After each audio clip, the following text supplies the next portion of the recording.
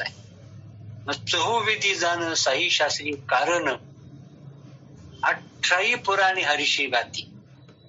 म्हणजे सगळं जग काय, सगळं शास्त्र कशा करता, पुराण कशा करता, देवांचे अवतार कशा करता, संतांचे अवतार कशा करता झाले, सगळं एकाच गोष्टीसाठी आहे की त्या परमात्म्याच्या प्राप्तीसाठी, त्या आत्मतत्वाचा शोध घेण्यासाठी.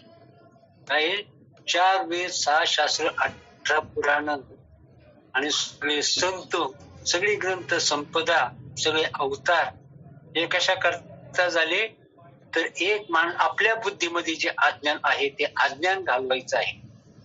परमात्म्याने आपली जी काही ताटातूड झालेली आहे तर ही ताटातूड दूर करून आपल्याला काय करायचंय, प्रत्यक्ष परमात्म्याची भेट घ्यायची आहे, त्या परमात्म्याची प्राप्ती करून घ्यायची आहे. आणि या जगामध्ये ही गोष्ट इतकी महत्वाची आहे, इतकी मोलाची आहे, यापेक्षा मोलाचं, यापेक्षा श्रेष्ठ या जगामध्ये काहीच नाही का. बाकी सगळ्या गोष्टी कशा आहेत, व्यर्थ आहे. मग आता सांगितलं, बावनी चिंतन सांगितलं, भूतेन माझ्या ठाई भूता माझी विनाई. तो परमेश्वर कसा आहे, ओळखीला हरी धन्य तो संसारी, मोक्ष त्याची घरी सिद्धी सहित. बस किती सुंदर प्रमाणे ज्यानं परमात्म्याला ओळखलं नाही का, ओळखीला हरी धन्य तो संसार. ह्या जगामध्ये तो खरा भाग्यवंत आहे, या जगामध्ये तो सर्वश्रेष्ठ आहे. ह्या जगामध्ये त्याच्या इतका मोठा कुणीच नाही आणि त्यानं सगळं काही मिळवलेलं आहे आणि तो परिपूर्ण आहे. महान भाग्यवंत तो आहे. त्याच्या सगळ्या दुःखाचा नाश झाला, त्यानं सर्व सुखाची प्राप्ती करून घेतली आणि प्रचंड शक्ती, सामर्थ्य, ऐश्वर्याने युक्त आहे. आणि म्हणूनच आपल्याला हे ज्ञान करण्याकरता संतांनी ज्ञानेश्वर महाराज, तुकाराम महाराज, एकनाथ महाराज प्रचंड वाङ्मयांनी करून ठेवलं, प्रचंड ग्रंथ संपदा करून ठेवलं. कशा करता तर हेच आपल्याला कळण्यासाठी. म्हणून पहा तर त्या देवाचा आपल्याला शोध घ्यायचा आहे नाही का. आणि तो माऊलींनी ज्ञानेश्वरीमध्ये सांगितलेले नाही का, तैसा हृदयामध्ये मी राम, असता सगळं सुखाचा आराम, का भ्रांताशी का विषयावर. किती महत्वाची गोष्ट आहे. अहो कसं आहे, जसं आंधळ्याने सूर्य पाहावा, बहिराने सुंदर अशा प्रकारचं कीर्तन ऐकावं, अशा प्रकारचं. आणि मग आता म्हणजे देव आपण प्रत्यक्ष पाहिला का. देवाचं वर्णन पुष्कळ करतात, परंतु त्या देवाला आपण प्रत्यक्ष पाहिलं का, ही महत्वाची गोष्ट आहे नाही का. म्हणून ओळखीला हरी 60वीला कोटी, होता त्याची भेटी दुःख कैशी. किती स्पष्ट सांगितलेलं आहे, उघड उघड सांगितलेलं आहे. किती मोठा सिद्धांत सांगितलं. काय सांगितलं, ओळखीला हरी 60वीला कोटी. 2 गोष्टी, ओळखीला हरी 60वीला कोटी आणि होता त्याची भेटी दुःख कैशी. मग दुःख, आपल्याला दुःखाचं कारण सांगितलं. बरं दुःख आता जाऊ द्या, मी जास्त ते बोलत नाही. दुःख थोडं आहे का आणि साधं आहे का, किती महाभयंकर दुःख आहे. कित्येकाने आत्महत्या केल्या. दुःख म्हणजे दुःख. दुःख तर घालवता येत नाही, सुख काही मिळवता येत नाही. दुःख जर घालवता आलं असतं, तुम्ही विचार करा, आपल्या हातात असं दुःख जर घालवता आलं असतं तर मनुष्य किती प्रचंड प्रतापी झाला असता. पण मोठमोठ्या राजे रजवाड्यांना सुद्धा दुःख घालवता येत नाही.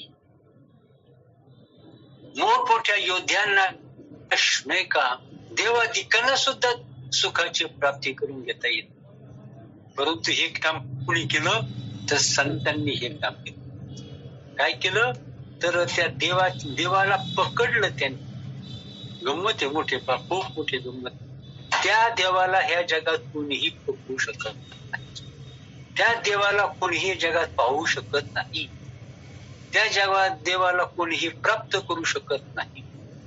आत्महत्या केली तरी नाही, सगळं राज्य बहाल केलं तरी नाही. नाही का, कोट्यवधी रुपयांचे ढीग घातले तरी त्या देवाची प्राप्ती नाही. आपण दगडावर डोकं फोडलं तरी त्या हरीची प्राप्ती नाही. किती मोठी गंमत आहे. पण म्हणजे तो देव कशानेच प्राप्त नाही. पण आपल्या साधू संतांनी काय केलं, संतांनीच फक्त देव प्राप्त करून घेतला, नाही का. आणि संत म्हणूनच संता इतकं श्रेष्ठ कुणीच नाही या त्रिभुवनामध्ये, नाही का. आणि देवाची प्राप्ती याच्या इतकी महान गोष्ट त्रिभुवनात कोणतीच नाही. सगळं तुच्छ, त्रिभुवन तुच्छ, स्वर्ग तुच्छ, राज्य तुच्छ, श्रीमंती तुच्छ, घरदार तुच्छ, बायका मुलांचं ते विचारायलाच गटार. याचं वर्णन जर करायचं, संतांच्या पुढं जर याचं वर्णन जर करायचं, आणि म्हणून काय करायचं आहे आपल्याला, मग सांगितलं की त्या देवाची प्राप्ती, नाही का. आणि मग त्या देवाच्या प्राप्तीसाठी आपल्याला काय करायचं, भावने मागाप्रमाणे सांगितलं, त्याच्या काही खुणा सांगितल्या, त्याचं काही चिंतन सांगितलं, त्याचं काही विचार सांगितलं. त्याचं वर्णन भरपूर करतील, कीर्तन प्रवचन भरपूर करतील, नाही का. हजारो मठ बांधतील, लाखो शिष्य करतील, पण दुःख घालवता येणार नाही, सुख मिळवता येणार नाही, आणि देवाला पाहता येणार नाही, आणि देवाला कोणाला देता येईल, देव कोणाला देता येणार. म्हणजे हे काम कोणी केलं सांगतात, नाही का. आणि म्हणून पहा, तर भूतेन माझ्या ठाई भूता माझी मी नाही, या खुना तू काही चुकू नको. याला ज्ञान म्हणतात बाबा. संतांचं ज्ञान म्हणजे साधे, संतांचं ज्ञान म्हणजे साधे का, नाही का. तर प्राणी, चंद्र, सूर्य, समुद्र, मनुष्य, घर दार, सगळं जग हे देवाच्या ठिकाणी आहे.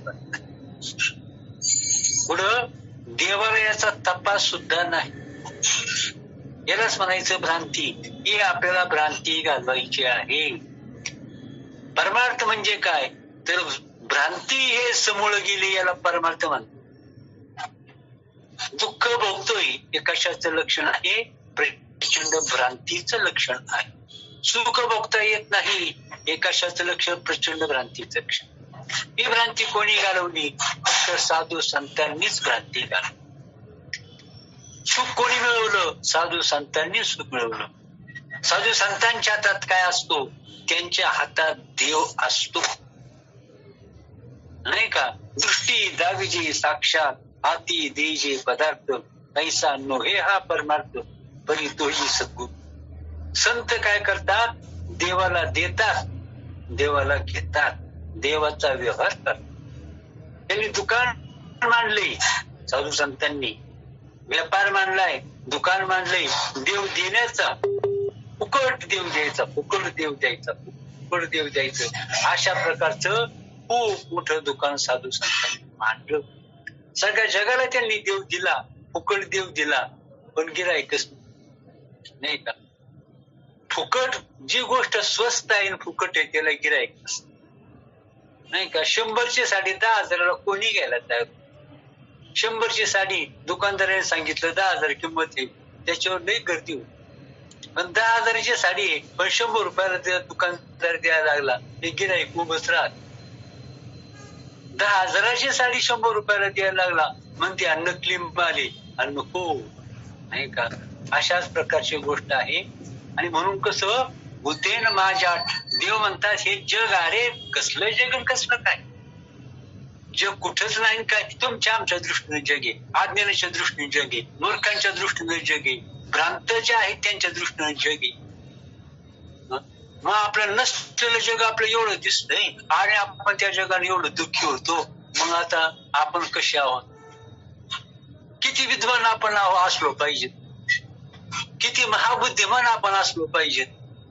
नसलेलं जग आपण पाहतो आणि एवढा प्रचंड सगळ्या जगभर भरला घनदाट हरी तो परमात्मा आपल्याला दिसत नाही. म्हणजे काय, आपण फुटक्या डोळ्याचे का चांगल्या डोळ्याचे, शहाणं म्हणावं का मूर्ख म्हणावं, नाही का.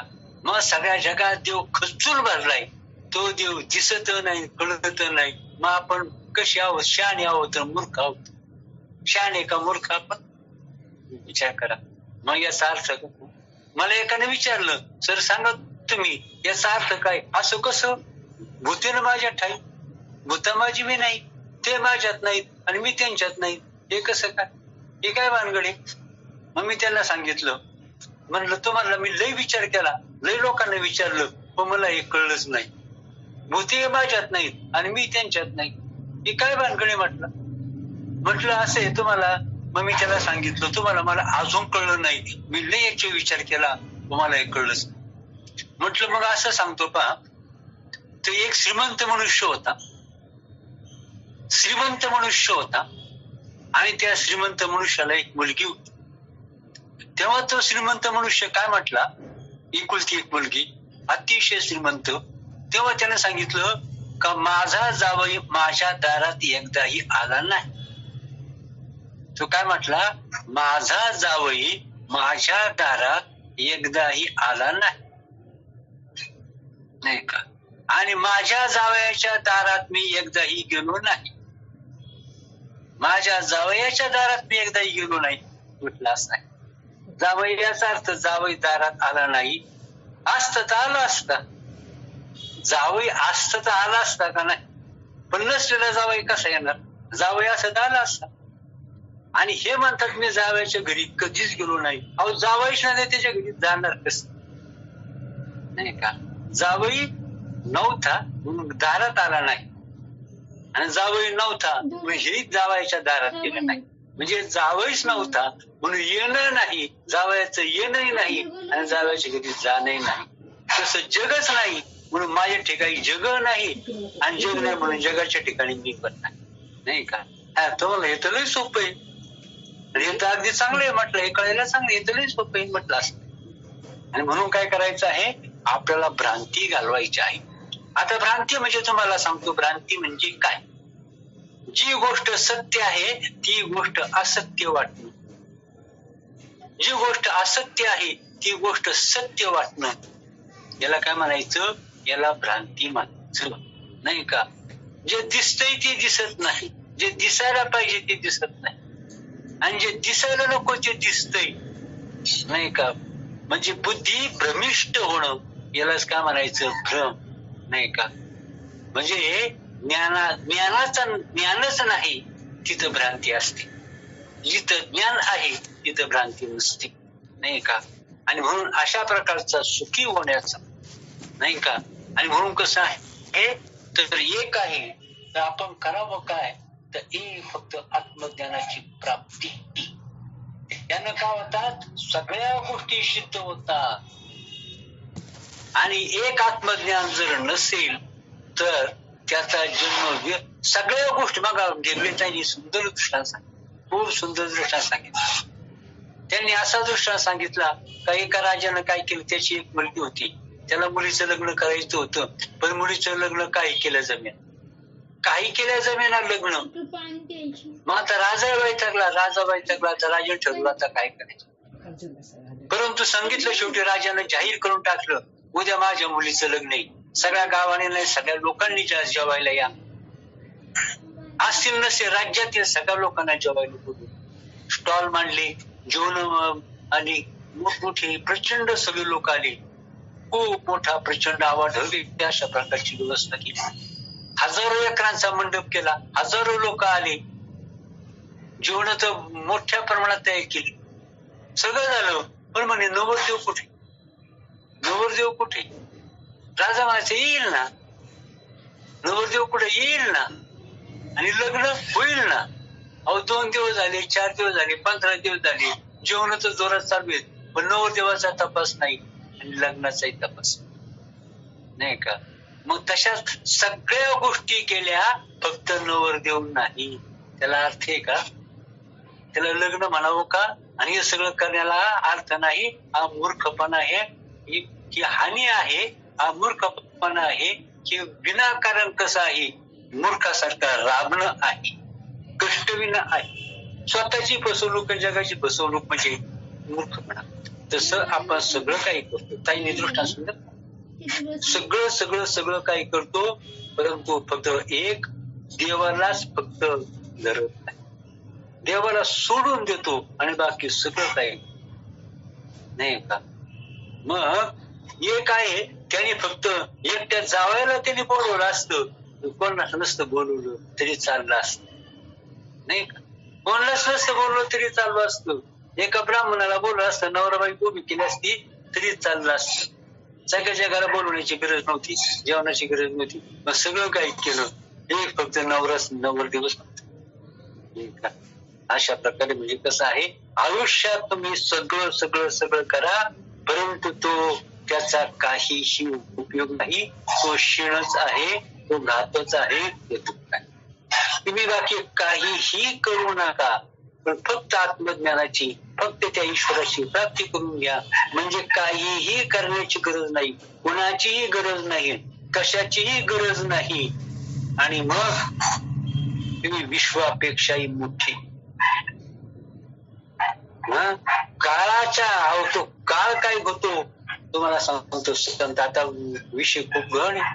संत कोणाला म्हणावं हाच विषय आहे. तर ज्यानं हजारो मंदिरं बांधली तो संत नाही का. हजारो मंदिरं बांधली, रोज 10,000 लोकांना जेवायला घालतो तो संत नाही. ज्यानं आपली सगळी घरदार जमीन जुमला विकून टाकला आणि गोरगरिबांना वाटला तोही संत नाही. ज्यानं 500 मठ बांधले, 10 लाख शिष्य केले तोही संत नाही. जो अतिशय कीर्तन करशी तरी कीर्तनकार होशी, वैष्णव मनोशी आली नाही का. आणि म्हणून कसं आहे, आता लोकमान्य टिळकांनी काय केलं. लोकमान्य टिळक मंडालीच्या तुरुंगामध्ये होते, एवढा मोठा त्याग केला, पण त्यांना संत म्हणत नाही. सावरकर का होते, अंदमान बेटावर होते आणि तिथं त्यांनी आयुष्याची तारुण्याची कितीतरी वर्ष तिथं खर्च केली, प्रचंड हाल हाल हाल सहन केले, तरी सावरकर संत नाही का. शिरीष कुमार नाही का आणि भगतसिंग जे फासावर गेले तरी ते संत नाही का. सगळ्या जगाला जीव घातलं तरी ते संत नाही. मग संत कोण? संत नाही का, तर वैष्णव म्हणजे संत. संत कोणाला म्हणायचं? ज्ञान म्हणजे पहा, संत कोणाला म्हणायचं नाही का, तर वैष्णव मनोतया अवघी देवावरी माया. ज्यानं आत्मज्ञान संपादन केलं तो संत. ज्यानं देवाला ओळखलं तो संत नाही का. ज्यानं देवाशी ऐक्य केलं तो संत आहे. कीर्तन करणारा संत नाही. मग सांगितलं तुम्ही काहीही करा तरी तो संत आहे. ज्यानं देवाला ओळख, म्हणून तर संत म्हणून वैष्णव मनोतया अवघी देवावरी माया. ज्याचं देवावर प्रेम आहे, ज्याचं देवाशी सख्य आहे, ज्यानं देव जोडलेला आहे, ज्यानं आत्मज्ञान संपादन केलेलं आहे, त्यालाच फक्त संत म्हणायचं. बाकी कोणालाही संत.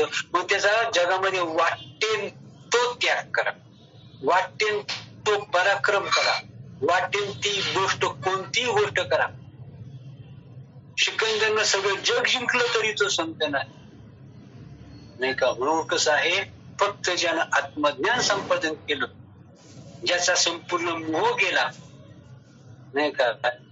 संत संत सब कोई कहते, बडा कठीण संत का पंथ, काम क्रोध जिते नाही वो संत नाही वचन. काम क्रोध ज्यानं जिंकले नाहीत त्याला संत म्हणता येत नाही. तानाजीनं काय केलं, शिवाजी महाराजांच्या करता आपला प्राणाचं अर्पण केलं. बाजी प्रभूंनी प्राण अर्पण केले तरी ते संत नाही का. मग सांगितलं 18 जाऊ द्या, 19 जाऊ द्या, 20व्यासाठी जो जगतो तो संत असतो. 18ही जाऊ द्या, सगळं जग जाऊ द्या, परंतु एक आत्म्याला पहा. याला पाहू नका, त्याला पाहू नका, फक्त आत्म्याला पहा. आत्म्याला जाणा, आत्म्याशी ऐक्य करा. आणि म्हणून तो कसा असतो, त्याचं वर्णन देव सुद्धा करू शकत नाही. एका वेळेला देवाचं वर्णन करता येईल पण संतांचं वर्णन करता येईल नाही. काय देवाला पकड म्हणजे देवाला वश करता येईल पण संतांना वश करता येईल. देवाची कृपा संपादन एका वेळेला करता येईल पण संतांची कृपा सहजासहजी प्राप्त करता येत. देवाला माणूस ओळखू शकेल पण संतांना ओळखू शकत नाही का. आणि संत देवाच्या पुढे झुकतात का देव संतांच्या पुढे झुकतो. मग संत देवाच्या मागे पळतात का देव संतांच्या मागे पळतात. इथे त्याचं उत्तर आहे. देव मोठा का संत मोठा नाही का.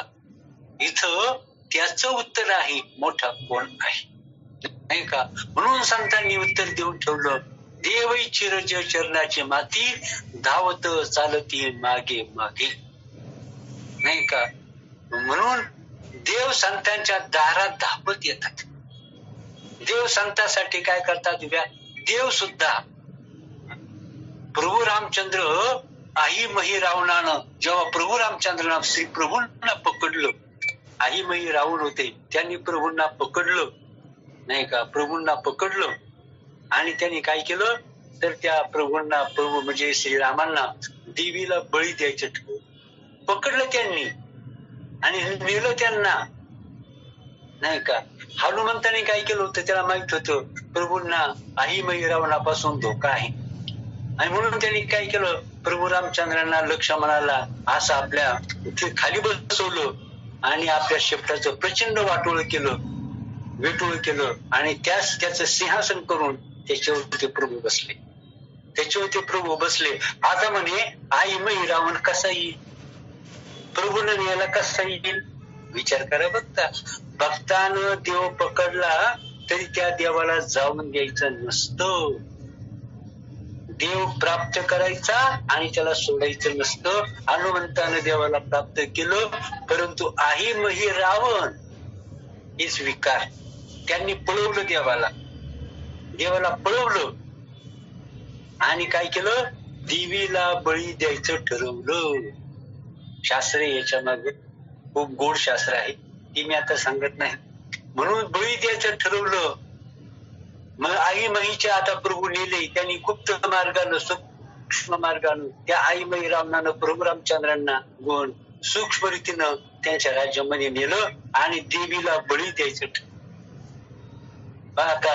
भक्त संकटात असेल तर देव सोडवतो आणि देव संकटात असेल तर भक्त सुद्धा सोडवतो. त्यालाच भक्त म्हणतात जो देवाला सोडून देवाचं रक्षण करण्यात ज्याला करता येत नाही का. देवाचं रक्षण करता येतं आणि देवाला संकटातून सोडवता येतो तो भक्त असतो. शिष्य कसा असतो त्या शिष्यानं श्री गुरूंना वैकुंठात नेलं नरकात बाहेर काढलं आणि वैकुंठात सन्मानानं बसवलं तो शिष्य सांगितलं नाही का. मग आता सांगतो आता वेळ झालाय थोडासा पण सांगतो एवढं सांगून थांबतो मी. तर प्रकार असा झाला प्रभू रामचंद्रांना सगळी तयारी केली. प्रभू रामचंद्रांना बळी द्यायचं ठरवलं देवीला बळी द्यायचं ठरवलं आणि प्रभूंना ती बळीची कपडे सुद्धा घातली. बळी द्यायचं ठरवलं आणि प्रभू म्हटले काय म्हटले प्रभू म्हटले काय माझा हनुमान जरी इथं असतात विचारायला नाही का. मग त्यावेळेला काय झालं आणि मारुतीनं काय केलं शोध घेतला प्रभू कुठं आहे देवाचा शोध घ्यावा. सूक्ष्म बुद्धीनं शोध घेतला मग लक्षात आलं प्रभू आई महीच्या तावडी सापडले आहेत. प्रचंड वेगानं गुप्त रूपानं सूक्ष्म रूपानं प्रभू आपला हनुमंतराय त्या देवीच्या माग लपून बसले. हनुमंत गुप्त रूपानं देवीच्या माग लपून बसले. प्रभूंना काय करायचं होतं देवीला बळी द्यायचं होतं आणि मग बळीची सगळी तयारी झाली. बळी द्यायची सगळी तयारी झाली आणि आता ती देवी म्हटली भक्त हो सगळी व्यवस्था झाली का माझा बळी मला लवकर द्या. अरे बापरे देवीचं बोलायला लागली. देवीनं बळी मागितला. सगळ्या लोकांना खूप आनंद झाला. देवीनं साक्षात बळी मागितला. देवी बोलायला लागली म्हटले माझा बळी मला लवकर द्या, पण तो बळी मला जिवंत पाहिजे. बळी मला कसा द्यायचा? जिवंत बळी मला पाहिजे. मारून घेतलेला बळी, मेलेला बळी मला चालत नाही, मला जिवंत बळी पाहिजे. मग त्या लोकांनी काय केलं? प्रभूंना देवीच्या गाभाऱ्यामध्ये आतमध्ये सोडलं, नाही का? आतमध्ये सोडलं. आणि त्यावेळेला आता प्रभू म्हटले, त्याच वेळेला प्रभू म्हटले, जर माझा हनुमान असता तर, हनुमान असता तर म्हटल्यावर हनुमंत तिथे प्रगट झाली प्रभूंच्या समोर. याला म्हणायचं भक्त, नाही का? आणि म्हणून आता मी कसं सांगितलं, विषय गहन विषय आहे, नाही का? म्हणून आजचं जे रेकॉर्ड सांगितलं, 18 जाऊ द्या, 19 जाऊ द्या, 20 कृपा, घरदारे जाऊ द्या, बायका मुलं जाऊ द्या, जगही जाऊ द्या, परंतु त्या देवाकडे पहा, नाही का? हेच आपल्या सगळ्या जीवनाचं सार आहे, हेच त्रिभुवनाचं सार आहे, हेच आपल्या कोट्यवधी जन्माचं सार आहे. आणि या आयुष्याची किंमत कोणीही करू शकत नाही, नाही का? 10,000 कॉम्प्युटर लावले आपल्या आयुष्याची किंमत करायला, कोणी करू शकत नाही. ब्रह्मा विष्णू महेशची किंमत करू शकत नाही, इतकी प्रचंड ताकद तुमच्यामध्ये आहे. म्हणून काय करा, तर त्या भगवंत आत्मज्ञानाची प्राप्ती करून घ्या. अनेक नका पडू गवळाची भरीन, ते आई थोडी नागवण. गटारात बुचकळ्या मारू नका, गटारामध्ये बुचकळ्या मारू नका, नाही का? पोहातल्या किड्यासारखे त्यामध्ये रमवू नका. तर काय करा, आयुष्याचं सार्थक करा, आयुष्याचं सोनं करा. हे फक्त